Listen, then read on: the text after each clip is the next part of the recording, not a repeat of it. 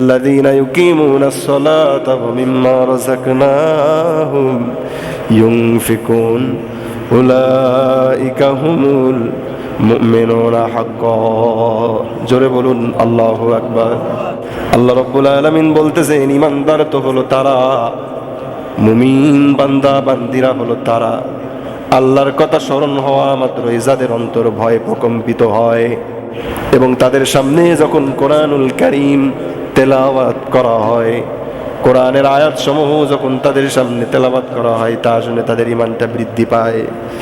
আমার ভাইরা, আল্লাহ তাআলা এক জায়গায় বলতেছেন আলিফ লাম মিম আহসিবান নাসু আন ইউতরাকু আন ইয়াকুলু আমান্না ওয়া হুম লা ইফতানুন ওয়ালাকাদ ফাতান্নাল্লাযীনা মিন ক্বাবলিহিম ফালায়ালামান্নাল্লাহুল্লাযীনা সাদাকু ওয়া লায়ালামান্নাল কাযিবিন। আল্লাহ তাআলা বলতেছেন মানুষ যেন এমন মনে করে না যে ঈমান আনয়ন করেছি ব্যাস আমাদেরকে মাফ করে দেওয়া হবে, তাদের যে পরীক্ষা করা হবে না, কথাটা এমন নয়। আল্লাহ তাআলা আমাদের মাঝে পরীক্ষা করবেন, কিছু সময় আল্লাহ তাআলা পরীক্ষা করবেন অর্থ সম্পদের সংকীর্ণতার মধ্য দিয়ে, আবার কিছু সময় আল্লাহ তাআলা আমাদেরকে পরীক্ষা করবেন অসুস্থতার মধ্য দিয়ে, কিছু সময় আমাদেরকে পরীক্ষা করবেন আমাদের সামনে বিভিন্ন সুযোগ করে দেওয়া হবে গুনাহের জন্য। ও বান্দা বান্দিরা, শক্তি দিয়ে দিলাম, সামর্থ্য দিয়ে দিলাম, এখন তুমি ইচ্ছা করলে ভালো পথে আসতে পারো, আবার খারাপ হতে পারো। আল্লাহর একজন যুবক বান্দা, সে তার আপন চাচতো বোন ছিল, তার একটা বহুদিন ধরে তার দিকে নজর দেয়, এই চাচতো বোনকে সে কাছে পেতে চায়।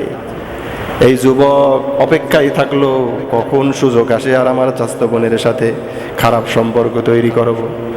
ঘটনাক্রমে ভাইরা আমার, ওই অবস্থার মধ্য দিয়ে মানুষের অভাবের প্রভাবটা বেড়ে গেল।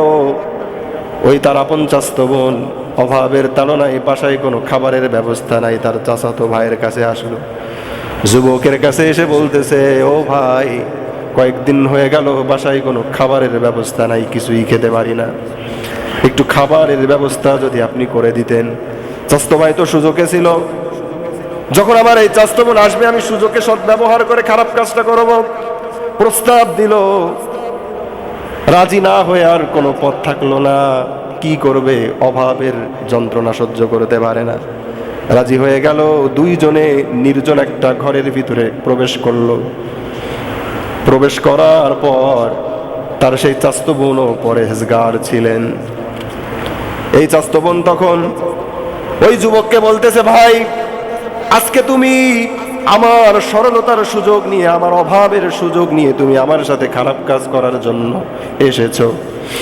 আজকে তুমি আর আমি ছাড়া এই পৃথিবীতে আমাদের এই গুনাহের কাজটা কেউ দেখতে পারতেছে না, কিন্তু যেই রব্বুল আলামিন, যেই মালিক, যেই রব আমাকে এবং তোমাকে সৃষ্টি করেছেন, ও ভাই, ওই রবের চক্ষুকে ফাঁকি দেওয়া কখনোই সম্ভব নয়।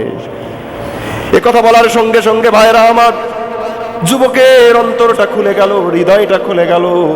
ভয়ে প্রকম্পিত হয়ে সে লাফ দিয়ে সেখান থেকে বের হয়ে আসলো। এসে সিজদায় পড়ে আল্লাহর কাছে সে ফরিয়াদ করতে লাগলো, রব্বুল আলামিন, ভুল তো করে ফেলেছি, ও রব্বুল আলামিন, গুনাহের পথে অগ্রসর হয়েছিলাম, তোমার নাম স্মরণ হওয়া মাত্রই গুনাহ থেকে ফিরে এসেছি, ও আল্লাহ, তুমি আমাকে মাফ করে দাও। জোরে বলুন সুবহানাল্লাহ। আল্লাহ তাআলা তাকে মাফ করে দিলেন। চাচতো বোনকে খাবার তো দিলেনই, তার কাছেও মাপ চেয়ে নিলেন। আমার ভাইরা, এজন্য এই দুনিয়ার জিন্দেগিতে চলবো, চলতি অবস্থায় আল্লাহ তাআলা এইভাবে আমাদেরকে পরীক্ষা করবেন।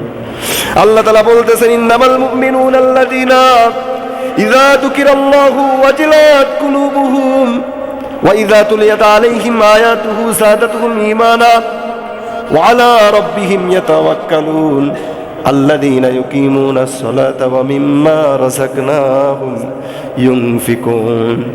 আল্লাহ তাআলা বলতেছেন, ঈমানদার যদি তুমি হতে চাও, আল্লাহর কথা স্মরণ হওয়া মাত্রই তোমার হৃদয়টা ভয়ে প্রকম্পিত হয়ে যাবে।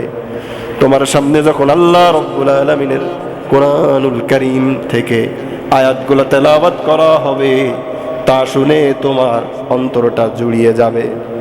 তুমি একমাত্র শুধুমাত্র আল্লাহর উপরই ভরসা করবে, আমার ভাইয়েরা, এজন্য আসুন আমরা আমাদের ঈমানকে পরিশুদ্ধ করে নিই।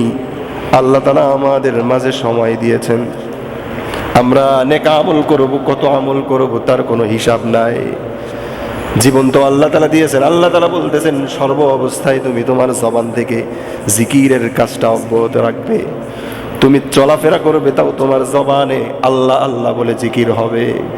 তুমি খানা খাবে তাও যেন তোমার কলবের ভিতরে আল্লাহ বলে জিকিরের শব্দটা উচ্চারিত হবে। আমার ভাইয়ের, আল্লাহ তাআলা বলতেছেন তুমি ঘুমাবে তাও তোমার জবান থেকে আল্লাহর জিকিরটা উচ্চারিত হবে।